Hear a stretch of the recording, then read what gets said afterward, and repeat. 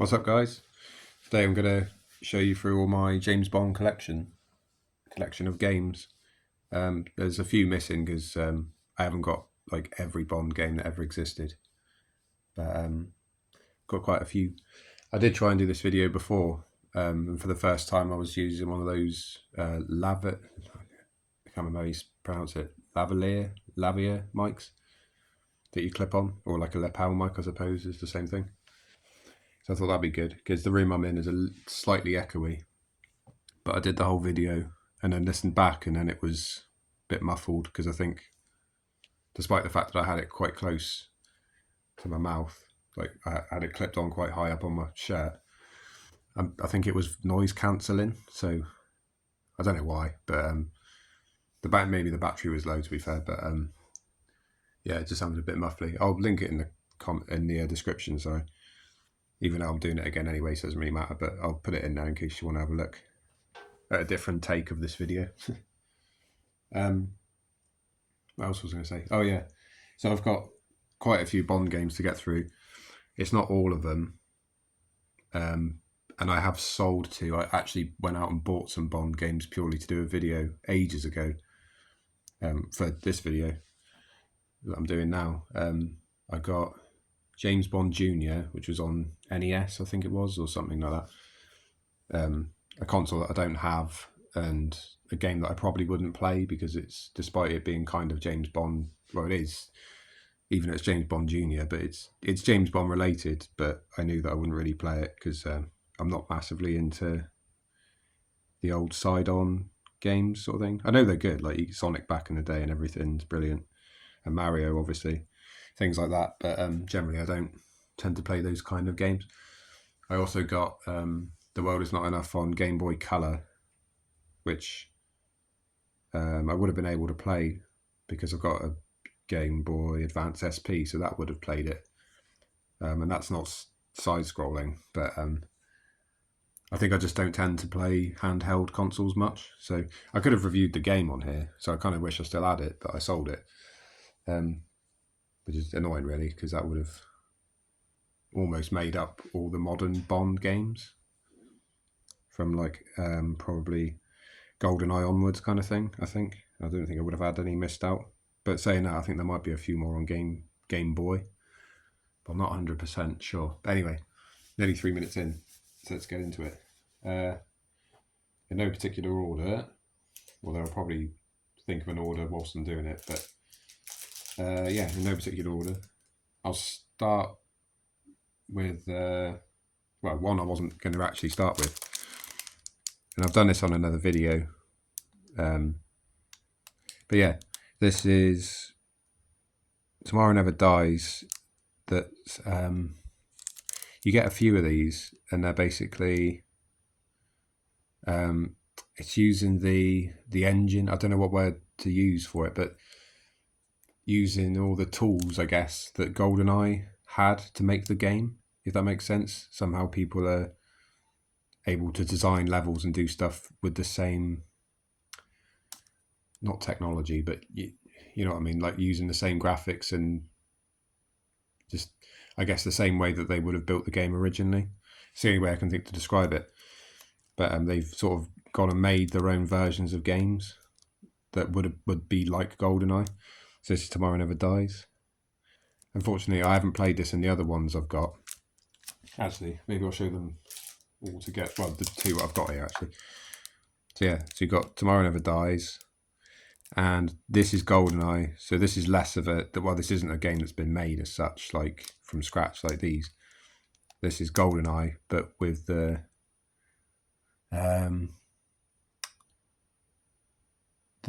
I don't know what you call it, the controls and the physics, I guess, of Perfect Dark, because Perfect Dark came after GoldenEye, so everything was a bit more refined.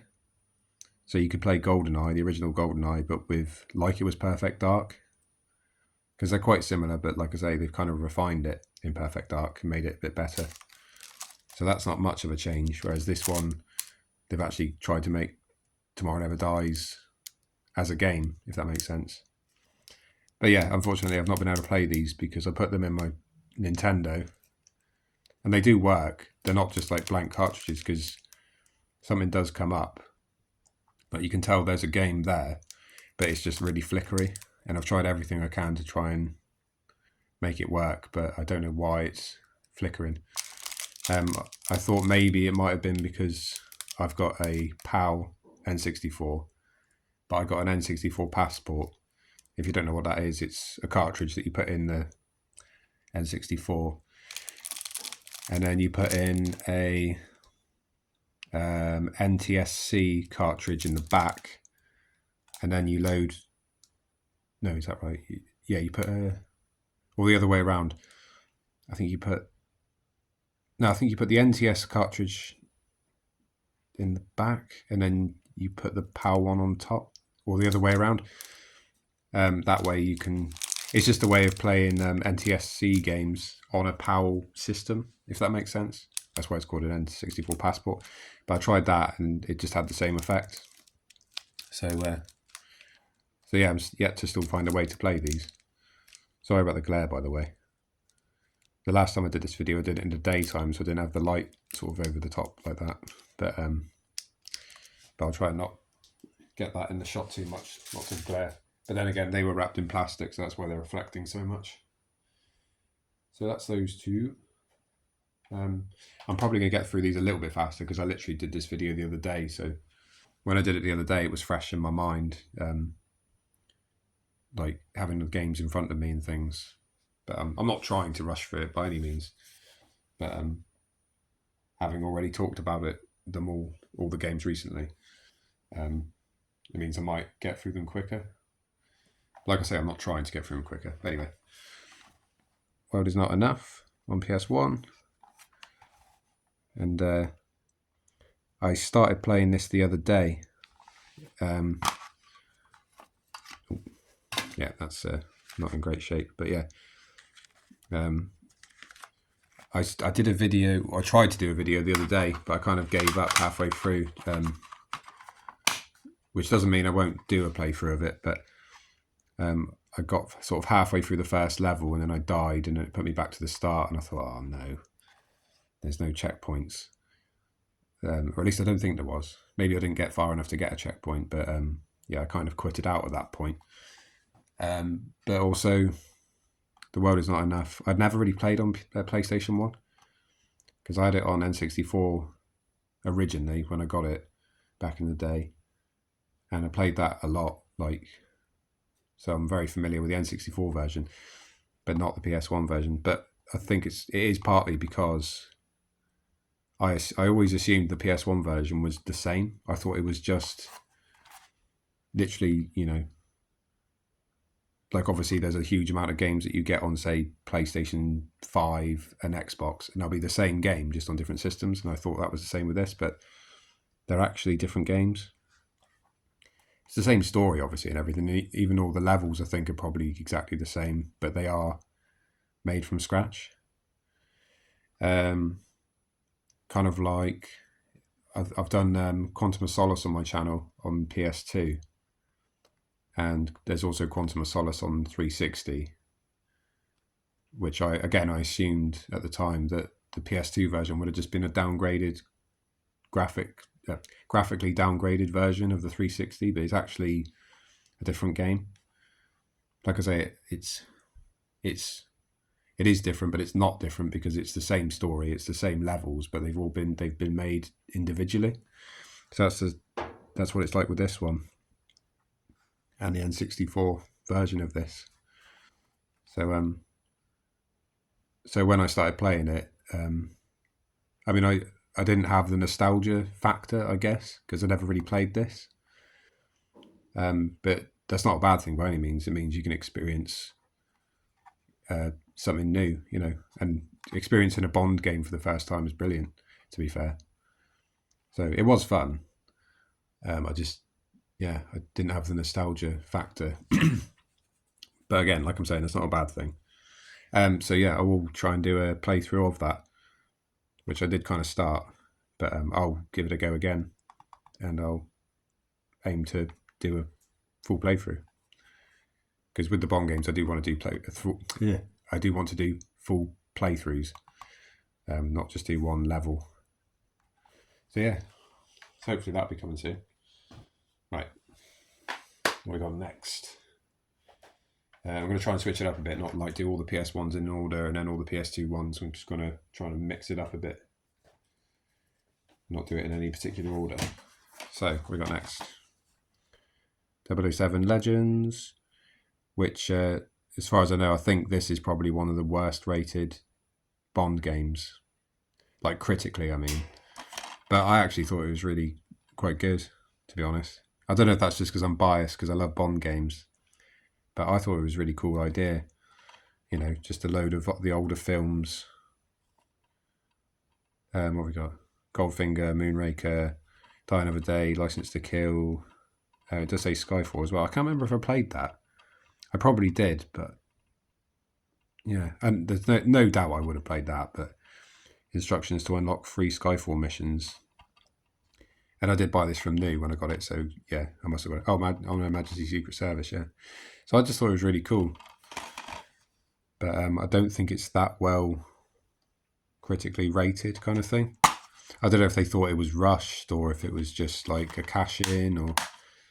But I don't know, my slight theory in a way is because it's at the time who was making the Call of Duty games, that it's very easy for people to just compare this to Call of Duty, I guess.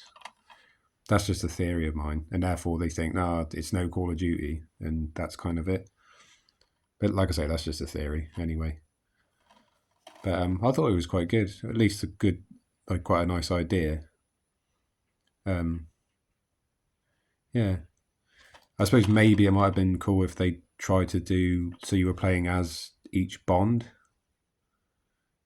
rather than playing as Daniel Craig through them all, but it was kind of a cool idea because at the start I think it was to do with Skyfall actually, when he falls off that bridge and he falls into the water, and I think they use that to then he kind of goes back in time. So it's not like his memories as such, it's like as if they're doing Bond over the years memories. Like it's hard to explain. Like it's Daniel Craig, but it's like he's having flashbacks and memories of all the previous Bonds, even though obviously he wasn't in the majority of these anyway.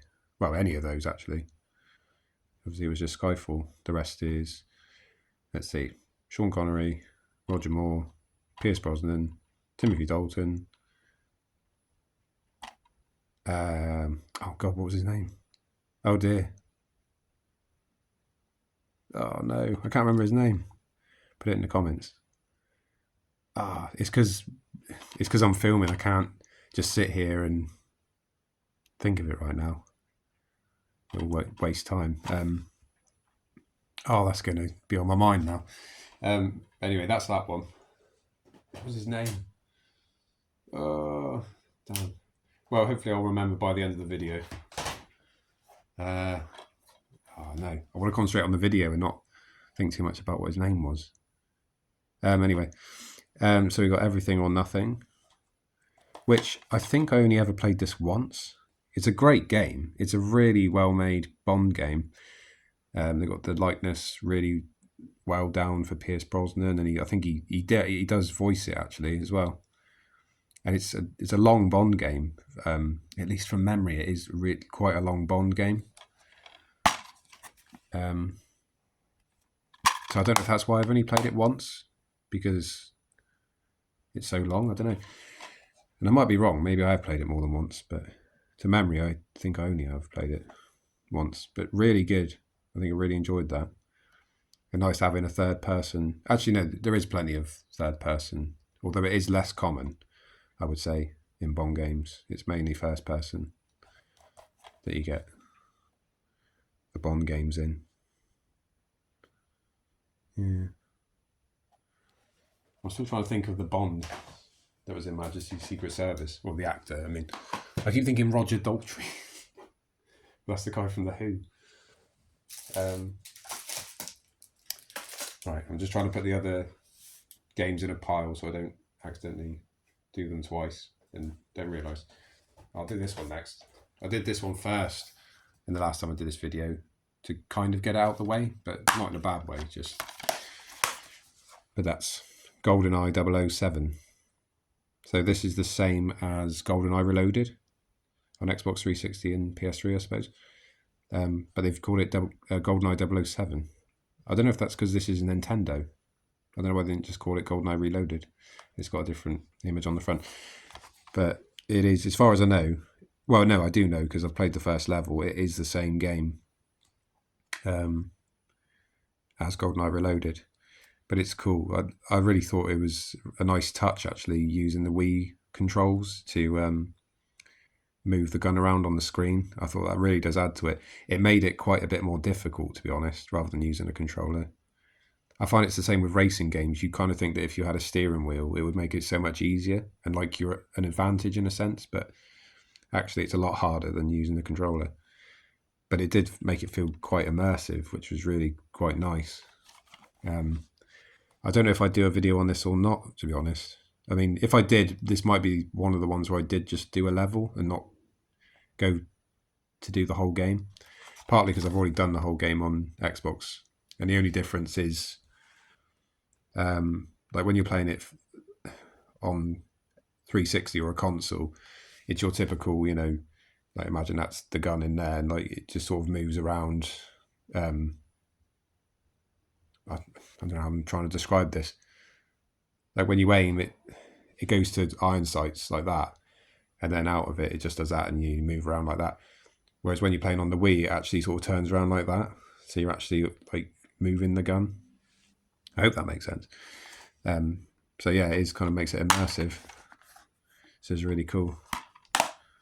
So we'll see. Maybe I'll do one of that at some point because I did buy a Wii. That was in the £50 box of stuff that I got. I got a Wii console in that, so I might set it up eventually and do something with that. Right, I think these two I'll do together because it makes sense. Yes. So we have Quantum of Solace, and you can see why I thought, like I did, that you would assume this was just the same game. I mean, the cover's the same. It's literally just, different consoles, although PS2 is a generation behind 360. Or if I had this on PS3 anyway, it would, you get what I mean. It's only because they're different companies and things, but they're basically 2 generations apart.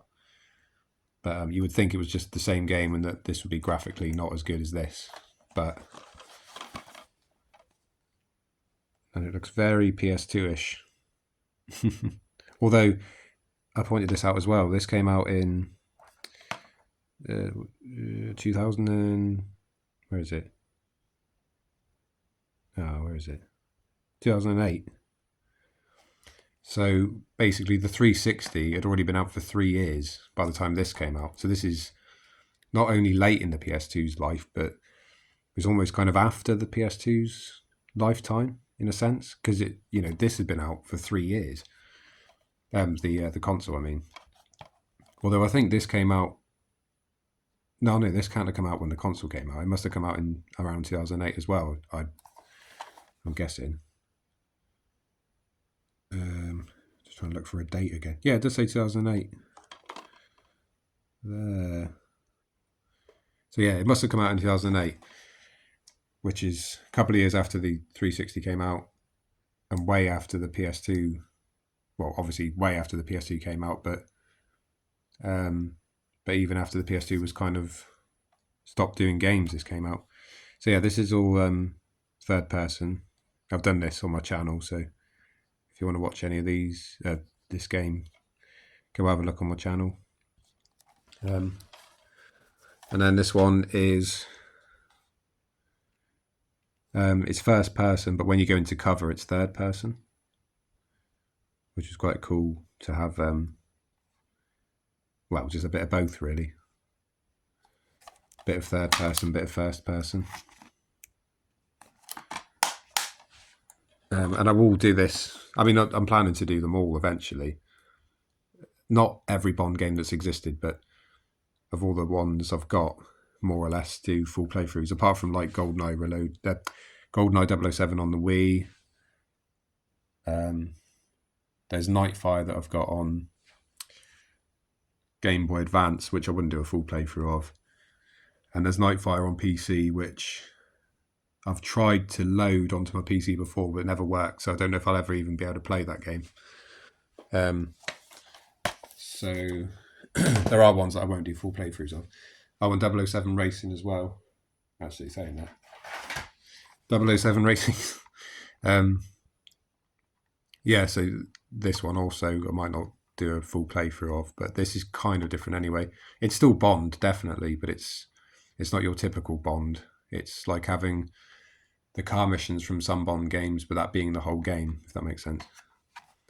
And I did try and do a video of this the other day. Well, I did do a video of this the other day, but I don't know if it's because the disc is quite scratched. The game played fine, but I could tell when I was recording it. So I don't know why I stopped, but I could tell when I was recording it the sound was like it was too high. It was all quite like muffled, as if like it was overloading the sound, if that makes sense. But I know with other PS1 games it's been fine. And it's the first time, if that is the case, that I've had that instance where a scratched disc affects the audio and not the video or the playability. So I don't know if that is the case, but I do know that like when I said I tried to do the World Is Not Enough video, I had all the settings on exactly the same for the audio output for the game, and it was fine. Whereas this, I listened back and it was all like the game volume was way too high, or a lot higher than my voice, and it was just sort of muffled. And I've got the settings on for the microphone and things that when I'm talking, the volume reduces on this. Like, it's called audio ducking. So when I talk, it brings the volume down, and then when I stop talking, it goes back up. But yeah, it still didn't come out. Like, it still overrid my voice, sort of thing. So yeah, so I might have another go at that. I might have to get another copy. Did I open it? Yeah, I did open it. So I might have to get another copy. And again, this is one of the games where I'll maybe just do a level or two, not do a full playthrough. But maybe I'll do a full playthrough. We'll see. What got next? No. Okay, for that one, seeing as I was talking about it. Nightfire on PC. So this is another instance of where you would think, looking at it, that this is just going to be the same as the PS2, just graphically better, because it's got the same cover and everything. But it is different, actually. Again, I didn't do this in the last video, last time I did it, but I might as well do them both at the same time, sort of as comparisons. So you would look at it and think, yeah, it's surely got to be the same game. Got the same cover and everything. It's probably just a bit graphically different. And actually, the back looks almost the same as well. He's still on the side there, except he's got his gun up on that one and his gun down. But starting with PC, I don't know if they're made. Oh, they're still made by EA, both of them, which I suppose would make sense. And I've seen this being played before, and it is definitely quite different. But the same kind of thing as Quantum of Solace and The World Is Not Enough for the other ones. It's different, but it is the same game. So it's going for the same, the levels are the same. Well, as far as I know. There might not be the exact level list, but generally it's the same story, it's the same levels, even though they've been designed totally differently or different enough to each other. They're not just different ports, which I thought this would be. I thought it would just be a more sharper version of the PS2 version. But yeah, you can tell it sort of does look different. Yeah. And plus, I don't know if that's to do with the multiplayer. It mentions Odd Job and Jaws. I don't know if they're in it. So yeah, so I've only really seen the first level of this being played on YouTube. And I could never get this loaded on my PC. So I don't know. If I could get it loaded on, maybe I'll give this a go. But again, Nightfire is a classic. And I think this, well, I mean, like on the PS2. But this one, I think, again, people think it's like kind of broken or rushed, that kind of thing. Compared, anyway, from what I've heard. And kind of what I've seen as well, there is bits where, like the first level, he clips through the truck and things like that. So there's no, what do you call it? I can't remember what you call it. Something detection. You know, in a game where something's supposed to be solid and it's supposed to detect that it's a solid object and that you don't just go like right through it. And it didn't have that and things like that. So yeah. And then Nightfire on PS2. Classic. I remember getting this on the day of release. Loved it. Absolutely loved it. I mean, it's a pretty low res image, that. That's just literally a screenshot taken from the game. That's, I don't know how that ended up on the cover. It's really pixelated. But yeah, classic. Got this on the day it came out and instantly played through the story. Had loads of fun on the multiplayer. Funny though, because I remember taking it back about 2 or 3 weeks later and then trading it in. So it makes you think, oh, you can't have enjoyed it that much, or it can't have been that sort of precious to you kind of thing to have sold it that quick. But I definitely got a lot of mileage out of it in those few weeks. Must have played the story through a fair few times and played plenty of multiplayer. And I've bought this plenty of times over the years as well. This is probably the, I don't know, 3rd or 4th time I've probably owned this, I think. So yeah, Nightfire's a classic. And I think this may be one of the last Bond games I do a playthrough of, just because it's probably one of my favourites. It might be my, I don't know, it might be my actual favourite Bond game. It's always hard to choose between them, but it might be. It very well might be my favourite Bond game. But I don't know, because things like GoldenEye are just hard to beat. Right, so we go next. Tomorrow Never Dies. This one, I've literally, from my memory, I think I played like the first level of this briefly, and that was years and years ago, like back when I was a kid, I think. I can't remember exactly, but I'm pretty sure I was quite young. So that was a long time ago, and to have played only a brief part of it in the first level. So this is kind of like The World Is Not Enough. It'll be a first time for me, like when I'm playing it. I won't know what to do in any of the levels. It'll all be stuff I haven't seen before, you know. So, yeah. But it's cool. It's a bit of both. I don't know if that looks like, it doesn't look like Pierce Brosnan much, but yeah. So I've just realised as well I should be clicking. I'm recording on my phone, so when I get close, I need to just tap the screen so it refocuses. So that's better. Oh, there you go.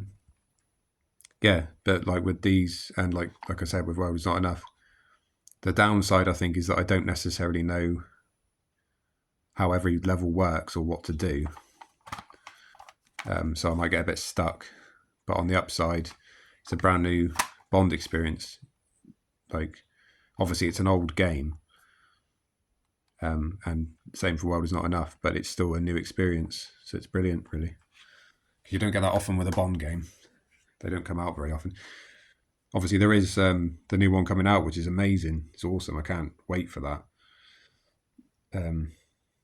Because the last one they did before that was 007 Legends, and that was...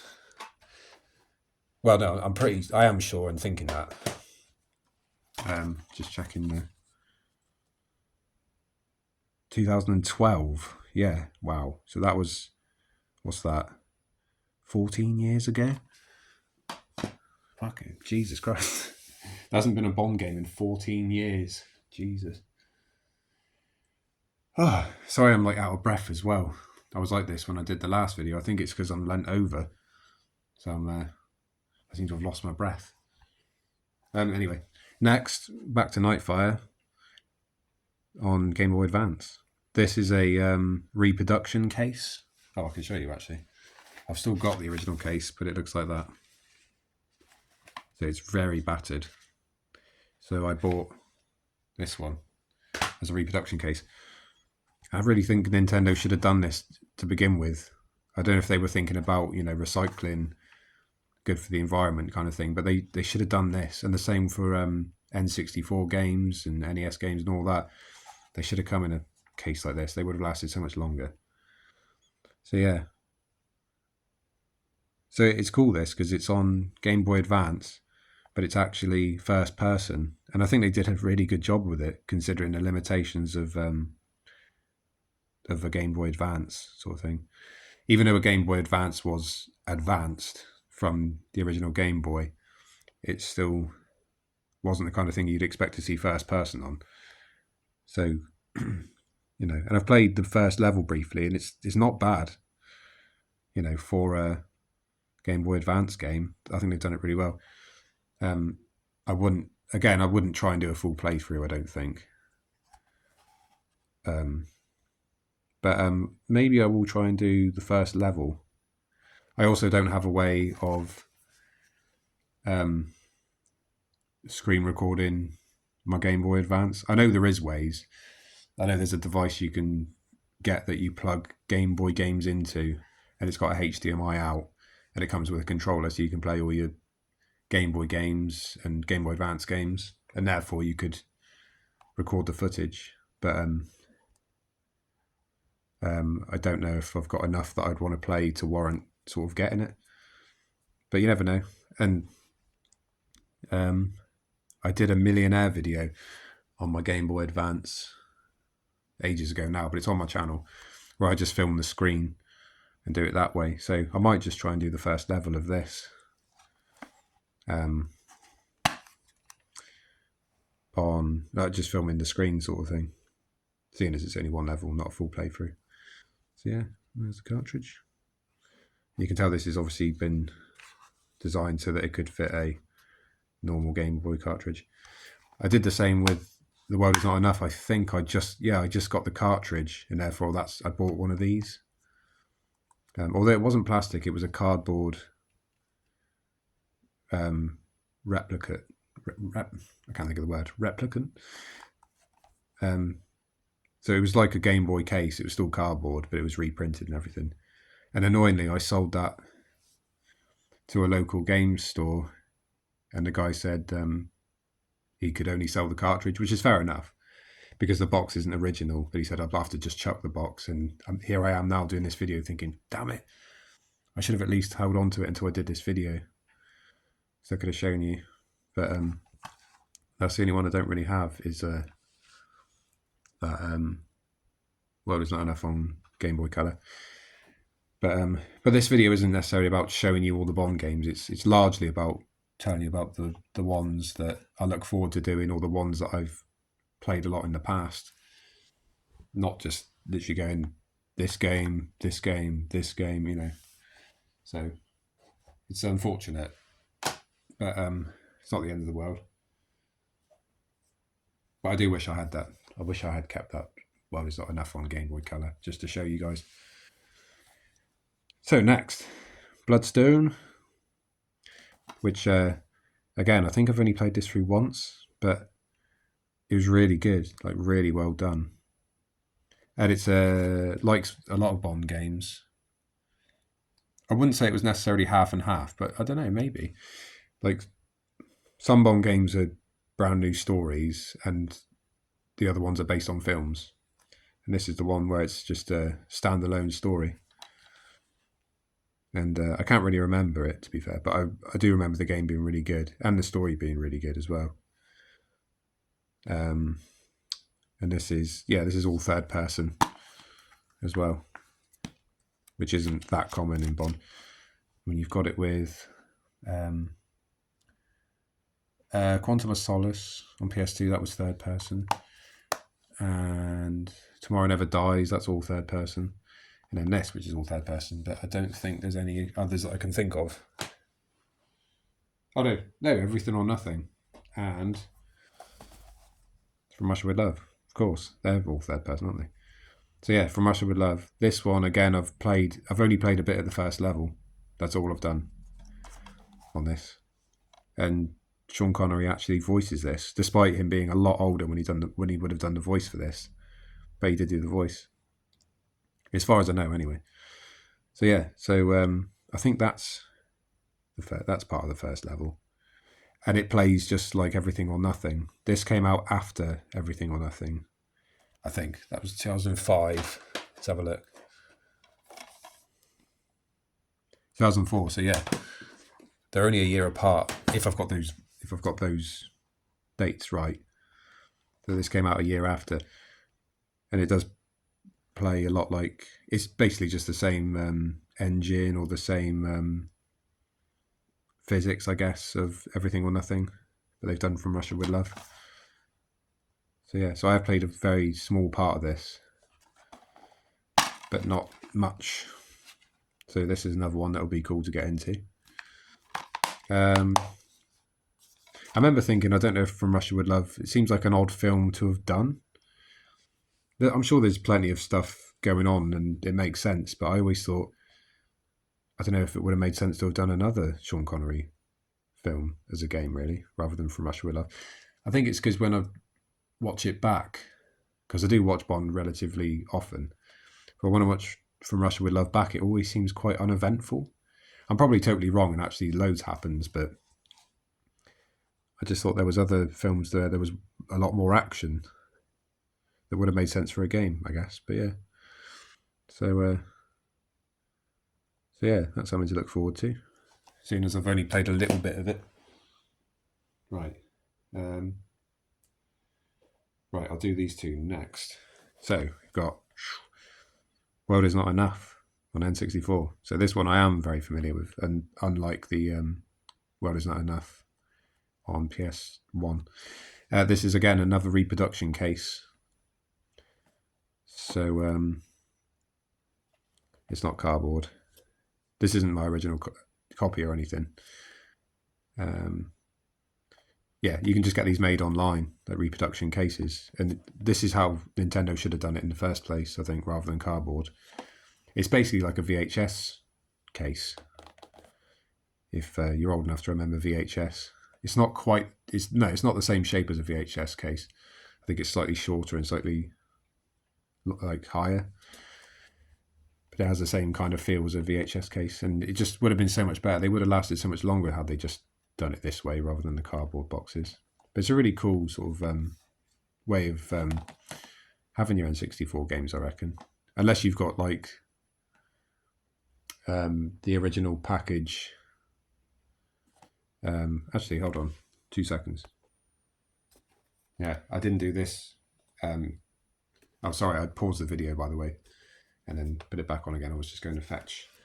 I didn't do this in the last video, but just for an example, I've got Pokemon Snap. This is my original copy that I got on Christmas, whatever year it would have been, 1999 or 2000. Yeah, so like these are like, you know, the original boxes.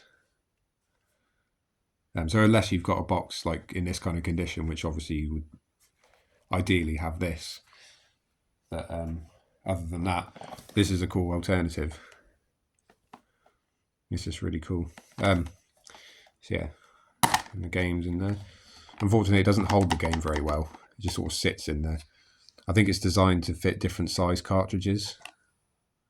Like maybe there's something that might have gone that way, and other cartridges that would have fitted this way. But it's all right. It holds it anyway. It just doesn't like, just sort of, it's a bit loose. But anyway, on to the actual game. Yeah, I loved this. Played it through loads back in the day when I got it. Yeah, really good story. And again, I just assumed that. Hold on, just try and find it. Yeah, I assumed.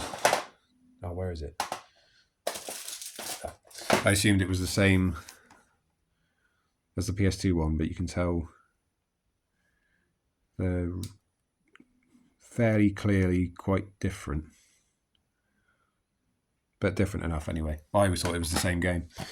So yeah, I loved this. Great game.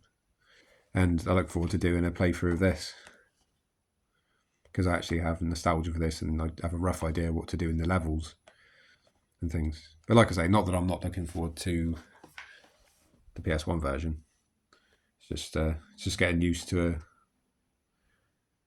a game that you've not played before.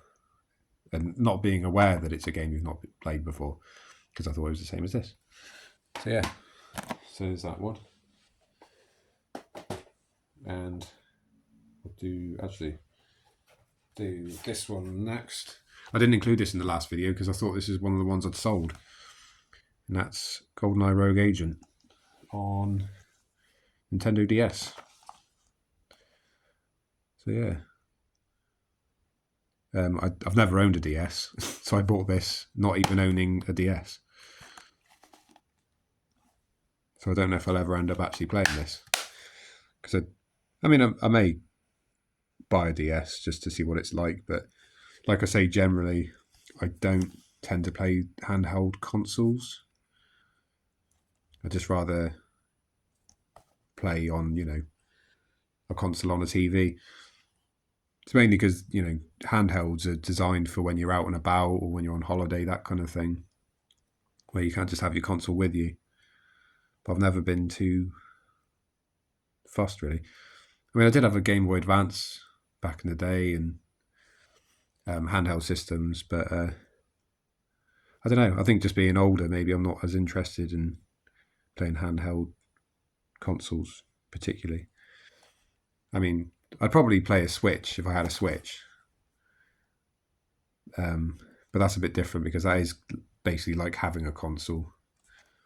Anything before Switch is a bit more, well, obviously it's limited, isn't it, graphically, but it's not to say by any means that handheld consoles are not good, and they're incredibly useful if you want to go out and about and game. But I mean, these days you can play on your mobile a lot of things. Your mobiles are powerful enough to, you know, play something like even high-res games, but things like PS2 games emulated and all that kind of thing. So yeah, I may give that a go at some point, but we'll see. I'll have to get a DS first. Okay, could do this one next. I probably would have done this one last, but ooh. So yeah, this is I was going to say this isn't a reproduction case because, well, because this game was never a thing back in the day, so it can't be a reproduction of it. I don't know if it's just me. I don't know if the light changed. Let me know. Actually, you'd have to let me know. I'll notice in the video, but for some reason I thought maybe the light had gone down a bit. I don't know if that's my phone. No, I think I'm wrong. It's all right. But yeah, basically this is, like I was saying earlier with this, how they've made other games with the GoldenEye like graphics or the engine or the tools, the creative tools to make it, sort of thing. They've done that with Tomorrow Never Dies and the Perfect Hack Dark, the Perfect Dark Hack, and then this. So this is Goldfinger that they've made through that GoldenEye editor. I never realised, actually, looking on the back, that it's literally all just pictures with no gameplay in it. I didn't realise that. But yeah, so it's making Goldfinger through the GoldenEye tools, or at least it's made to look like GoldenEye. Bit of text there if you want to read it. So yeah, and this is a case for it, and it's actually cardboard, it's not plastic.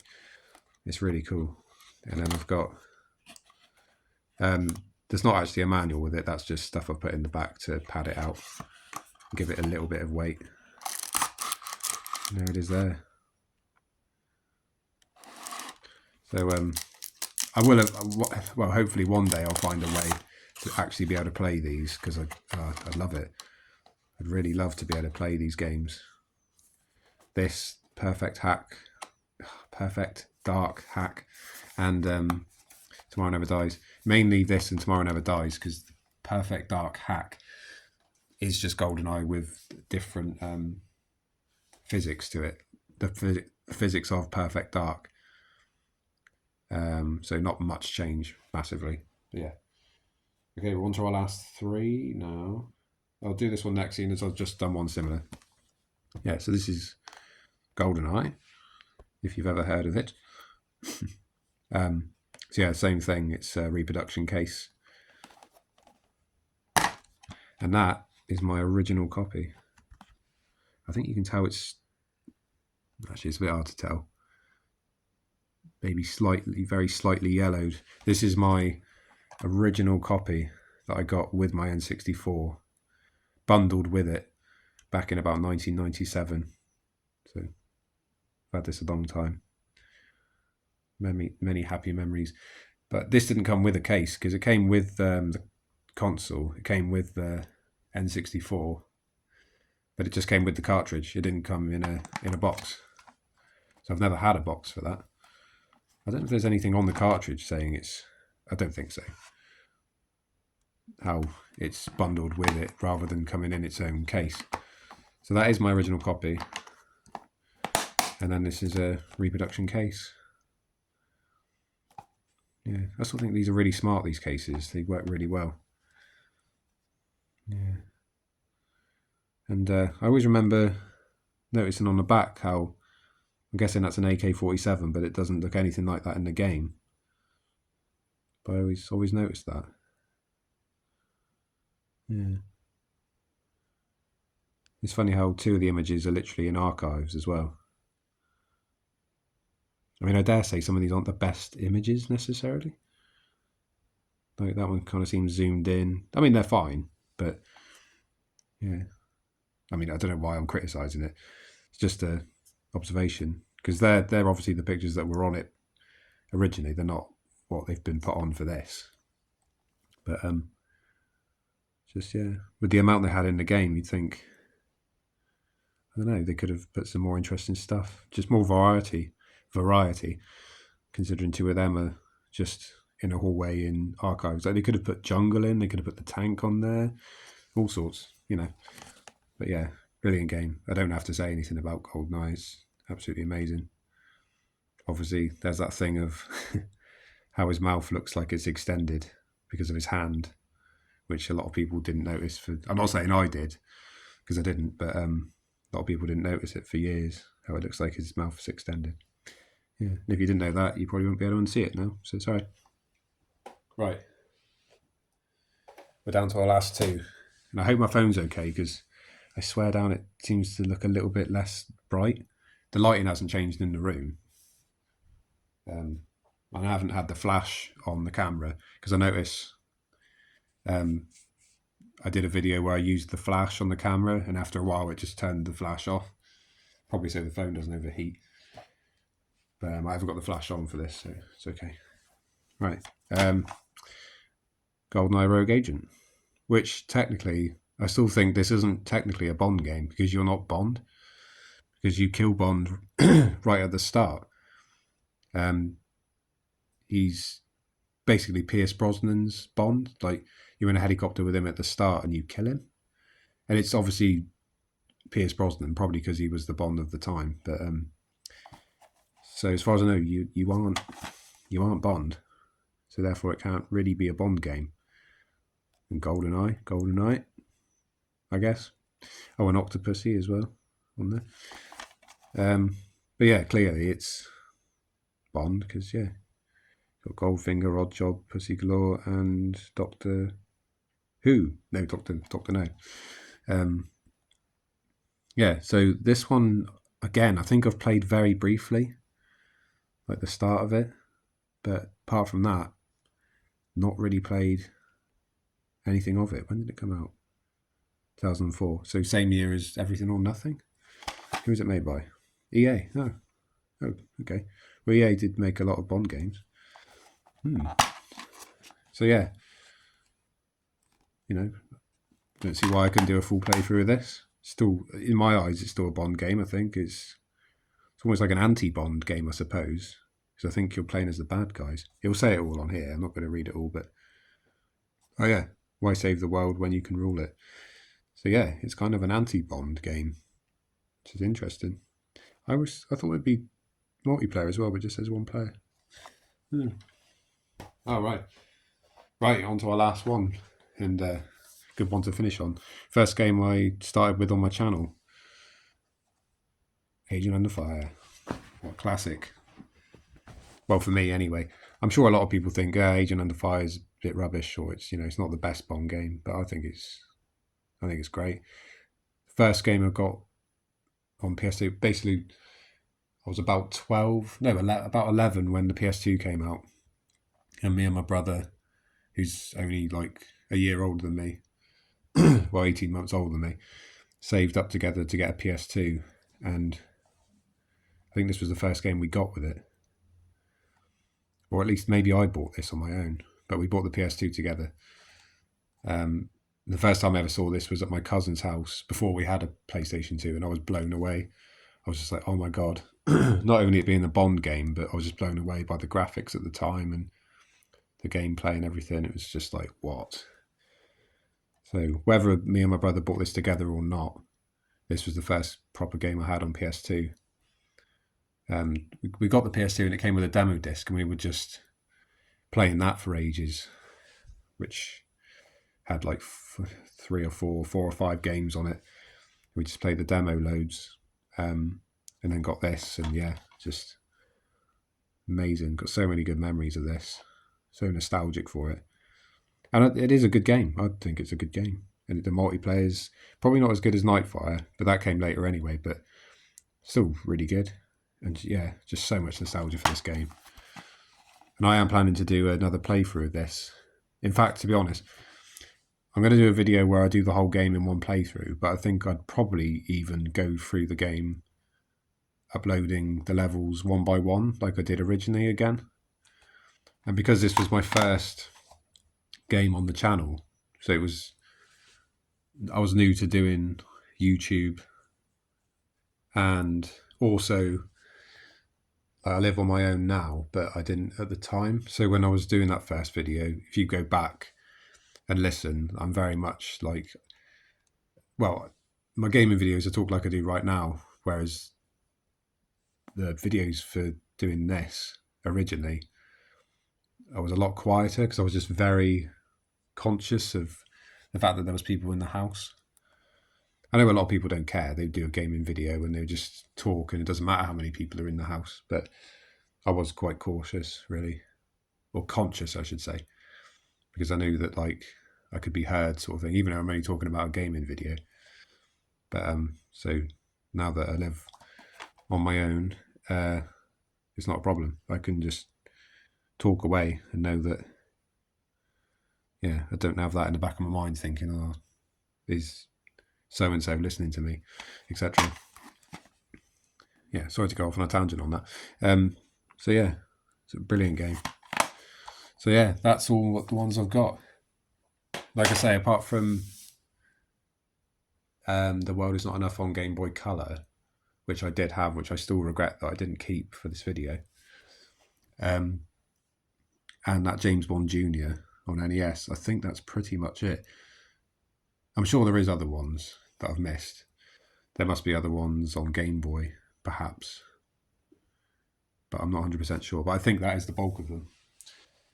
And then just to finish off, which is totally unrelated. Well, no, it's not unrelated. It's just, it's not a game. But I've had this in my room for, oh God, literally like 2 years now, potentially. But it's the Lego DB5. So yeah, I've never got round to building it. Yeah. I don't know if I ever will. Maybe I'll just keep it in its box. I'm not keeping it necessarily because I think I'll sell it. I'm keeping it to sell it. But yeah, I don't know. It's kind of just been on the shelf, and it kind of looks cool just in its box, really. Although I should build it, really. It's not that big. I don't know how. It's not tiny either. That's the size of a case, so it's not like a very small model, but it's not as big as the ones you can buy, which is about the size of the box. Some of the bigger models of the DB5. Yeah, so that was just that one. Thought I'd just add that in. Yeah. So that's it. That's it, guys. That's all my James Bond games. And as far as I know, at least a large bulk of James Bond games in general. So yeah, hope you enjoyed the video. And well, I don't know what I'll do next. Probably just back to some normal gaming videos. And I'm always trying to think of little things I can do for videos outside of capturing footage of playing a game, but not because I'm bored of that or want to do something different. Just thinking of different ideas on top of that, because I'll always be doing I'll always aim to do playthrough videos and actual videos of me playing the games, basically. But it's nice to do little videos like this now and then as well. So yeah, so I'll see you in the next video, whatever that happens to be. Cheers, guys.